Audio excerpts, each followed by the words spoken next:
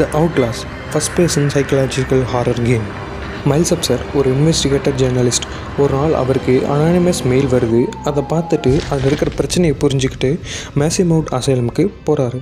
கையில் கேமராவும் அதில் கொஞ்சம் பேட்டரியும் ஒரு சின்ன நோட்ஸையும் எடுத்துக்கிட்டு போகிறாரு.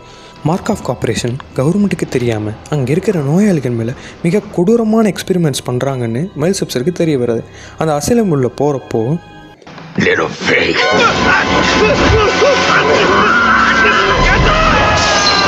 பார்க்க மிக உயரமாக கொடூரமாக இருக்கிற ஒரு பைத்தியங்காரன் கிட்ட மாட்டி தூக்கி வீசப்படுறாரு மைல்ஸ் அப்சர். திடீர்னு நாங்கள் கண்மொழிக்கிறப்போ ஃபாதர் மார்ட்டின்ற ஒரு பாதிரியார் மைல்ஸை பார்த்து, நீ கடவுளால் அனுப்பப்பட்டவன் தானே அப்படின்னு சொல்கிறாரு. மைல்ஸ் கண்ணை மூடி திறக்கும்குள்ளே ஃபாதர் மார்ட்டின் காணாமே போயிடுறாரு. அப்புறம் போகிற வழியெல்லாம் ஃபாதர் மார்ட்டின் கொடுக்குற டைரக்ஷன்ஸை பார்த்து மைல்ஸ் அப்சர் போயிட்டே இருக்கார். மைல்ஸுக்கு தெரிய வர்றது வால்ட்ரி ஒரு மனுஷனான பிறந்த அவன் மேலே எக்ஸ்பெரிமெண்ட்ஸ் பண்ணப்பட்ட ஒரு பேயினி. சில கோப்புகள் மூலமாக டாக்டர் வெர்னிக் இங்கே இருக்க பேஷண்ட்ஸ் மேலே மிக கொடூரமான பரிசோதனை பண்ணியிருக்காங்கன்னு, அவர் ஒரு ஜெர்மனும் வேர்ல்டு வாருக்கு அப்புறம் இந்த ஹாஸ்பிட்டல் நாசியோட கட்டுப்பாட்டில் இருந்துச்சுன்னு மைல்ஸ் அப்சருக்கு தெரிய வருது. கவர்மெண்ட்டுக்கு தெரியாமல் இல்லீகலாக சில ஆராய்ச்சிகள் நடக்குதுன்னும், இவங்க மோபோஜெனிக் இன்ஜின் மூலமாக வால்ரைடர் ப்ராஜெக்ட் ஒன்று உருவாக்கிட்டு இருக்காங்கன்னு மைல்ஸ் அப்சருக்கு தெரிய வருது. மைல்ஸ் அப்சர்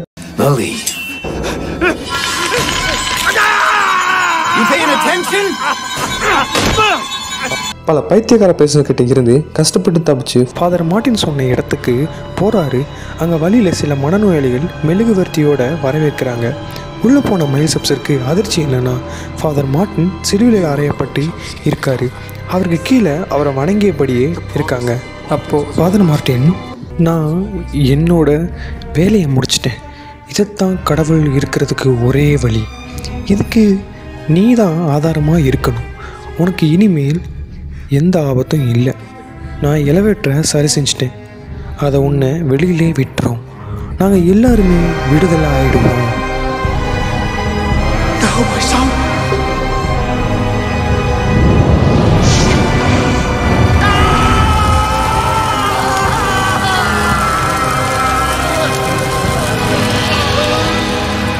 அப்படி சொல்லிட்டு ஃபாதர் மார்ட்டின் அங்கேயே உயிரோட எரிஞ்சு போய்ட்றாரு.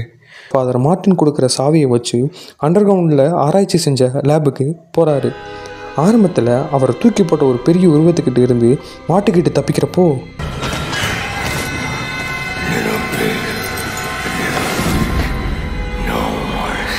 அந்த நேரத்தை வால்ரைடர் அந்த பெரிய உருவம் கொண்ட பைத்தியக்காரனை தாக்க ஆரம்பிக்குது.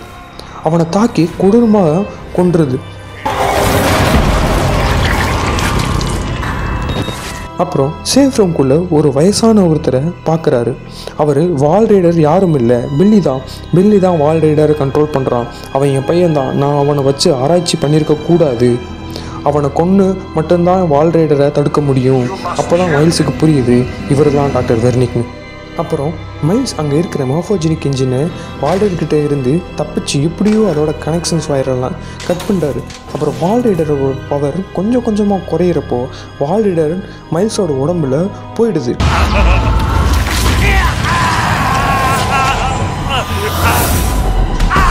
மைல்ஸ் அப்சர் பலத்த அடியோட வெளியே போகிறப்போ சடனாக டாக்டர் வெர்னிக்கோட காட்ஸ் மைல்ஸ் அப்சரை சுற்றி வளைச்சி எல்லாருமே சுட ஆரம்பிச்சிட்டாங்க. அப்போது காட்ஸ் அவன் வந்துட்டான், அவன் தாக்குறான் அப்படின்னு கதறி அழுது சாகிறத மைல்ஸ் அப்சர் கேட்டுக்கிட்டே இறந்து போய்ட்றாரு.